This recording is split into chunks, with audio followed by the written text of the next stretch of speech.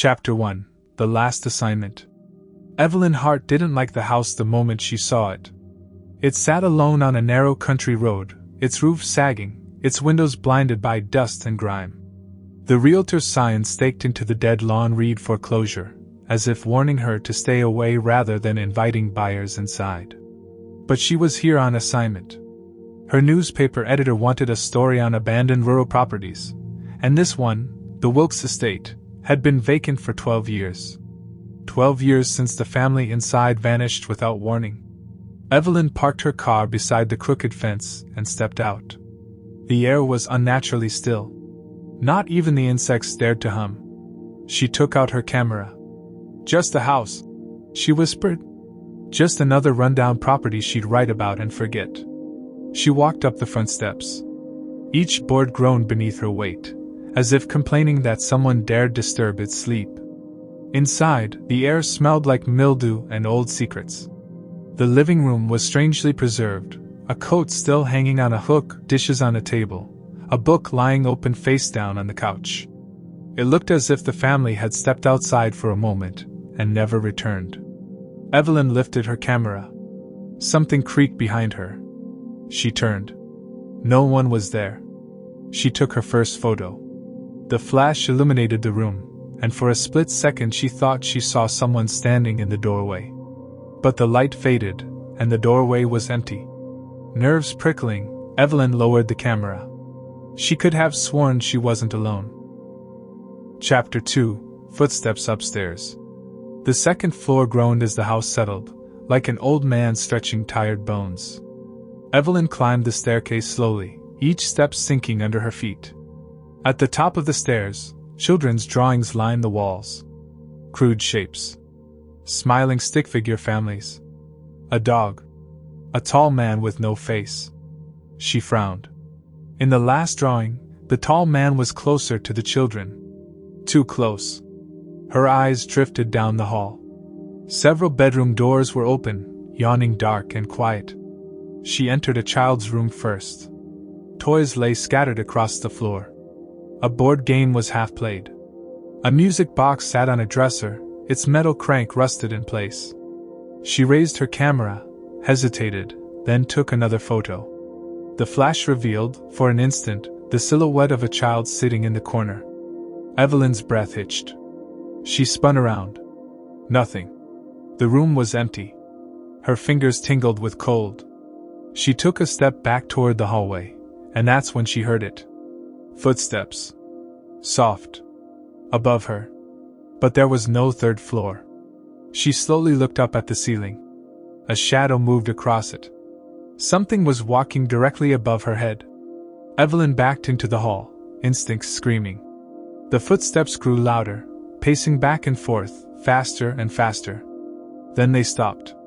Silence swallowed the house whole. A moment later, a single whisper drifted down the stairs behind her. "Don't look." She turned anyway. Nothing waited on the stairs. But something waited in the hallway mirror beside her. A tall, faceless figure stood behind her reflection. Evelyn whirled around. The hall was empty. The mirror was not. Chapter 3: The Locked Room. Evelyn forced herself to breathe. Fear clouded her thoughts. The house felt alive, watching, listening, remembering something she wasn't meant to know. At the far end of the hall, a door was shut. Unlike the others, it was padlocked from the outside.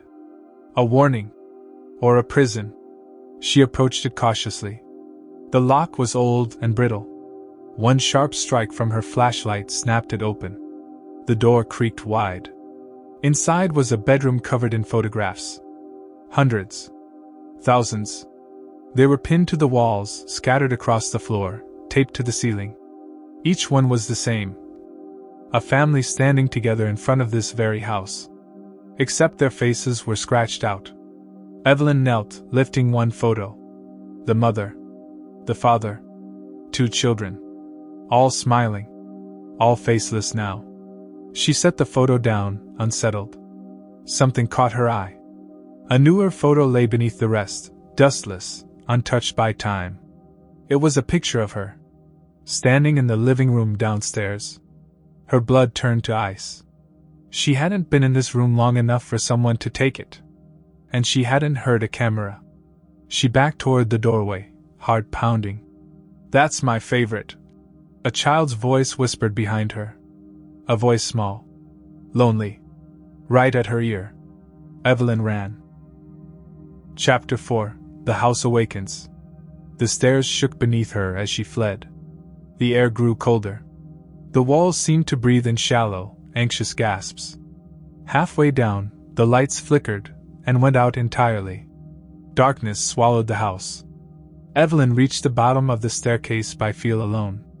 Shadows pressed against her, thick and suffocating. Something whispered from every corner of the first floor. "She's back. Don't let her leave. Not again." She stumbled into the living room, searching frantically for the front door. It was gone. The wall where it once stood was solid wood now. No knob. No exit. No escape. She tried the windows next. Sealed. Bolted. Impossible to open. The whispers grew louder. Closer. "You left us here. You locked the room. You didn't come back." Evelyn pressed herself against the wall, shaking her head. "I wasn't here," she whispered. "I've never been here before." A voice answered, deep and resonant. "You were the last one who lived here." Her stomach twisted. "No, that's not possible." The shadow in the doorway grew taller. Broader. Faceless. It stepped toward her. "You forgot us," it said. And then another voice, a child's, spoke softly. "Mom?" Evelyn froze. It felt as though someone had dropped her heart into ice water. "No," she whispered. "I don't have children. I don't." But memories she never lived flickered behind her eyes. A family. 2 children. A tall, faceless man watching over the house. Her own reflection smiling in old photographs. The world tilted. Her head spun. Her knees gave way. Chapter 5. The Twist. When Evelyn opened her eyes, she was lying on the living room floor. The house was silent again. Empty. Still. The front door stood exactly where it should be. The windows were intact. The walls were bare, no photographs, no drawings, nothing. Her camera lay beside her. She reached for it, terrified of what she might find.